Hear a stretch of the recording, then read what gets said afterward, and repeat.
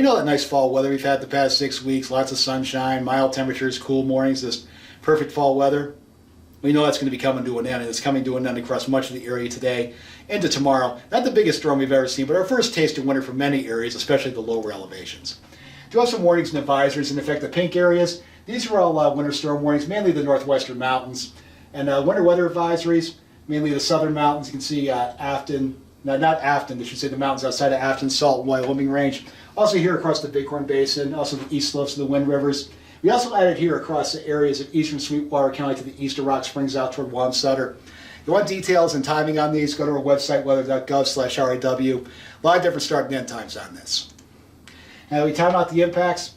The western mountains starting first, they're going to be changing over to snow tonight. It's already snowing up in the higher elevations. Cody changing over around daybreak tomorrow. Then most of the areas east of the divide, probably holding off until during the day on Sunday, except for Rock Springs, especially east of Rock Springs. Could be a pretty heavy band of snow sending up somewhere there as we head toward later tonight.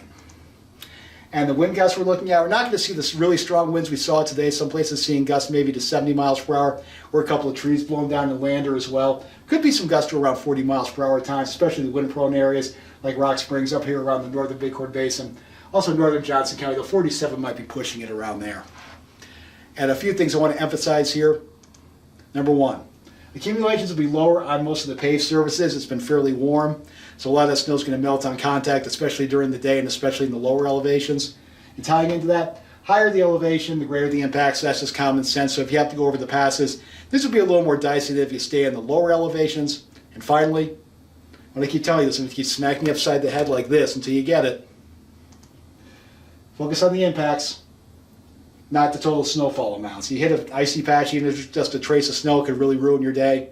Then if you get 5 or 6 inches. So, still, you want to know how much snow you're going to get. I want to know that. That's why you're watching this video mainly. So let's take a look. You can see mountains going to get the most out of this. Some of the higher elevations could pick up maybe locally over a foot of snow, especially I think across the Tetons, also over here across the southern Bighorns. Most of the lower elevations we're looking less than 6 inches. You have to pick out a spot that could get more. Maybe around Jeffrey City could be locally 3, maybe 4 inches there. I'm a little concerned about eastern Sweetwater County. You can see some higher amounts down here south of Interstate 80. This shifts just a little bit further to the north. Things could get interesting east of Rock Springs along Interstate 80, but for the most part, most of the lower elevations looking anywhere from about 1 to 3 inches. Least amounts over here across the eastern Bighorn Basin. Highest amounts in the lower elevations, probably the western valleys, Sweetwater County, as well as southeastern Fremont County. And some resources here. If you want weather, go to our website, weather.gov/RIW. Road conditions, again, don't call us for road conditions.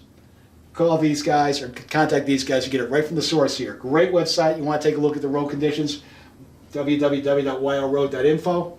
You want to call them on the phone, do it the old-fashioned way. In-state, call 511. Out-of-state, 1-888-YL-ROAD. You want to take a look at the conditions for yourself. They have webcams all over the state on this page.